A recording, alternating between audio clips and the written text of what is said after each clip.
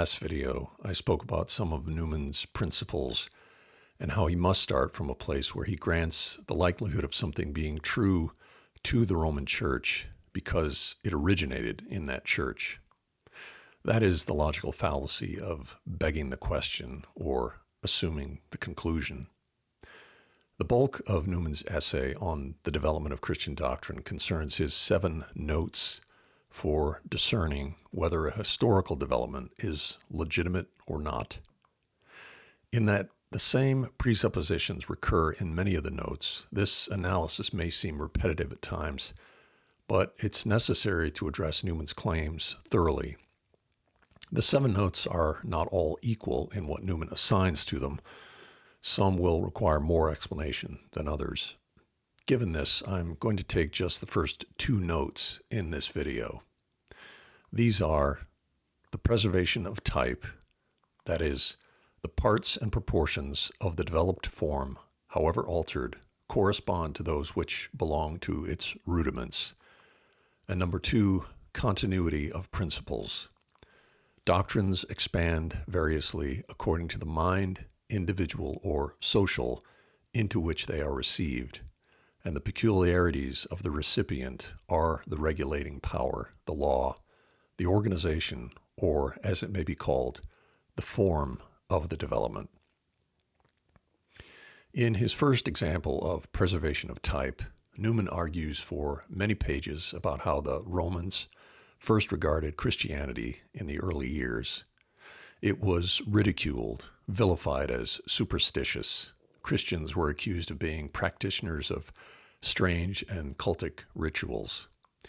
Newman reasons thusly: if there is a form of Christianity now in the world which is accused of gross superstition, of borrowing its rites and customs from the heathen, and of ascribing to forms and ceremonies an occult virtue, if there be such a religion now in the world, it is not unlike Christianity as that same world viewed it when it first came from its divine author. But we should also note this: when Newman says the developed form corresponds to those which belong to its rudiments, this is an entirely subjective claim. Who is to say that one person is wrong for denying the connection Newman says is apparent? Once again, Newman does not have an objective measure. This example, however, is not a preservation of type. Newman conflates a similarity of perception with a continuity of content. His argument is essentially, the Romans thought Christianity was strange. Many today think Roman Catholic practices are strange. Therefore, the Roman Church of today is preserving what was there in the first Christians. This argument is surprisingly naive, however. The Romans did not criticize the first Christians because their beliefs deviated from the apostolic deposit, but because they were different from Roman religion, from paganism, because they did not assimilate to Roman society. Protestant critics in Newman's day criticized the Catholic Church for doctrines that did not trace to the earliest centuries, for accretions of later years. In the subsequent sections defending preservation of type, Newman relies on the principle I articulated earlier. History is prescriptive rather than descriptive. He restricts it yet more, however. It is not church history writ large, but Roman Catholic history in particular he holds to be a true guide. Because the history of that church unfolded as it did, it has a strong probability that it is right. Newman's argument assumes its conclusion by asserting that any historical development within the church must be from God. His system can only work if one begins with the presupposition that the Roman Catholic Church is the one true church, preserved from error. As I noted in the prior video, Newman makes no appeal to the New Testament here. He makes no appeal to apostolic doctrine itself. Rather, Roman society thought Christianity strange. If today's church receives a similar reaction, it must mean continuity with the earliest Christians. It does not mean that at all. On the second principle, continuity of principle. This is applied broadly. He offers dogma as a principle of supernatural truth and faith as a principle of acceptance of the divine word. These are things every Christian affirms, but they do not represent any development of doctrine, nor anything distinctly Roman Catholic. Dogma or doctrine is drawn from the Scriptures, and faith is believing the message in the Scriptures. We need no statement of continuity to see this. When Newman applies this note to other doctrines, he goes beyond what is warranted. For example, he asserts that a mystical reading of Scripture can be derived from the doctrine of the Incarnation. It is mystical in that words must be made to express new ideas and are invested with a sacramental office. Indeed, it has been a hallmark of much within the sacramental tradition to treat Scripture mystically or allegorically, but it is not obvious that one can call this continuity.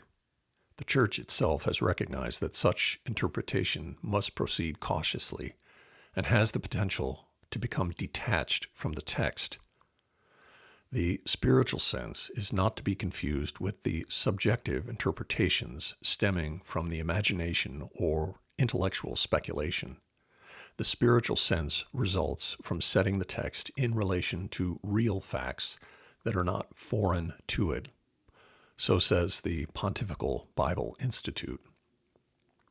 This caution from within Catholicism identifies the very issue at the heart of Newman's theory, a reliance on an unfolding spiritual sense that in practice can become disconnected from the historical and textual facts.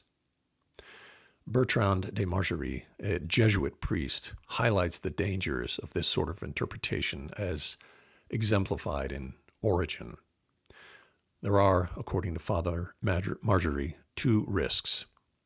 The typological interpretation of Scripture is frequently reduced in Origen to hardly convincing subtleties, especially in the case of Leviticus. On the other hand, his perception of a historical development in the Old Testament is sometimes imperiled. The general tendency of allegorism is toward the negation of history. The Roman Church does not recognize Origen as a saint or a doctor, but that doesn't mean they don't share with him this kind of hermeneutical method. And note what Newman says about this second principle, that the peculiarities of the recipient are the regulating power of the form of the development. In other words, reception history has a power to shape the doctrine itself, to create new beliefs. This is not receiving the truth, it is altering the truth. And that is entirely consistent with what Newman and the later Church set forth. The Church has the power to alter what is believed by the faithful, what it can require of them in belief. This is church history exercising veto power over revelation. Perhaps the chief peril of this mysticism and typology is making connections Scripture does not make. It's not just that, but where Scripture does make a connection, it is passing over that and replacing it with one of later history. It is common in Roman Catholic apologetics to say Mary is the new Eve, or Mary is the Ark of the Covenant. Nothing in the New Testament draws a parallel between Eve and Mary. Since Christ is called the last Adam, and Eve was the wife of the first Adam, we should not look for the mother of Jesus to fulfill this type, but to the church, since it is called his bride. And indeed, Paul writes in 2 Corinthians 11, 2-3, I betrothed you to one husband, to present you as a pure virgin to Christ. But I am afraid that as the serpent deceived Eve by his cunning, your thoughts will be led away, led astray from a sincere and pure devotion to Christ. Post-apostolic writers are the first to suggest Mary as the new Eve, but the argument is one that relies on this mystical interpretation and must ignore texts such as 2 Corinthians 11 and Ephesians 5. Some have appealed to the relatively early appearance of the idea of Mary as the new Eve in fathers such as Irenaeus around 180. The common assumption is that those closest in time to the apostles are more trustworthy. This is not a given, however. I've referenced this in a number of past videos, but Irenaeus also taught that Jesus died at close to 50 years of age, a conclusion the Roman Church rejects. That, too, was an early conclusion. Importantly, the basis for Irenaeus' claim about Mary is typological only. No New Testament texts makes the connection he does. This is in keeping with a mystical interpretation, but he ignores the checks and balances of 2 Corinthians 11 that Paul provides. The New Testament likewise did not equate Mary with the Ark of the Covenant, but Paul does say that Christ was set forth by God as a propitiation for sin. That is Romans 3:25. And the word propitiation is the same word used in the Septuagint as the covering of the ark, the mercy seat, hilasterios in Greek. That is where the blood was applied. Moreover, it is unclear what this would mean if Mary was considered the new Ark of the Covenant. The Ark played no part in Christian worship or theology. It was a type under the Old Covenant, but there is no New Testament teaching about the Ark that does not point to Christ directly. If the New Testament does not draw a link between a person or an event of the Old Testament, then it is dubious to use a type as the foundation of doctrine. The mystical interpretation of Scripture is a tool in service to devotion and popular piety to find justification for practices not spelled out in Scripture by making an appeal to the spiritual or mystical sense of the text. Thus, the Immaculate Conception of Mary is justified by finding an implication of sinlessness in the participle kecharitomene, or favored. This is a mistranslation into Latin by Jerome of this word that led to gratiae plene, full of grace. When the Assumption of Mary was proclaimed in 1950, Pius XII explained that this movement from people to magisterium played a role. When this liturgical feast of the Assumption was being celebrated ever more widely and with ever increasing devotion and piety, the bishops of the Church and its preachers in continually greater numbers considered it their duty openly and clearly to explain the mystery that the feast commemorates.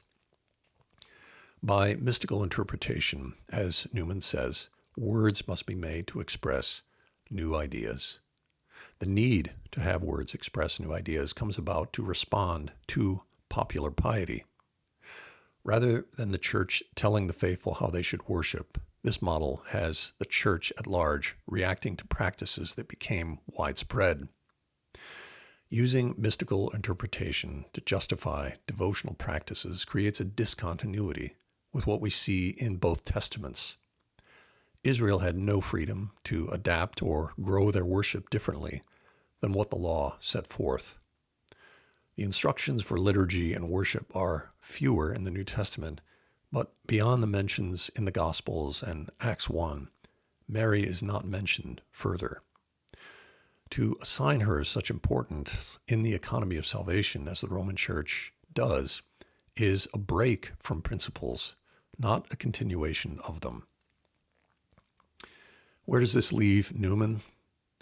It is not a credible position to say that doctrines such as Mary being conceived without sin or that she was bodily assumed into heaven are preserving types or continuing biblical principles. This only works if you first accept Newman's fundamental claim that the Roman Church has the assumption of truth. But that is not proving a conclusion, it is merely assuming one.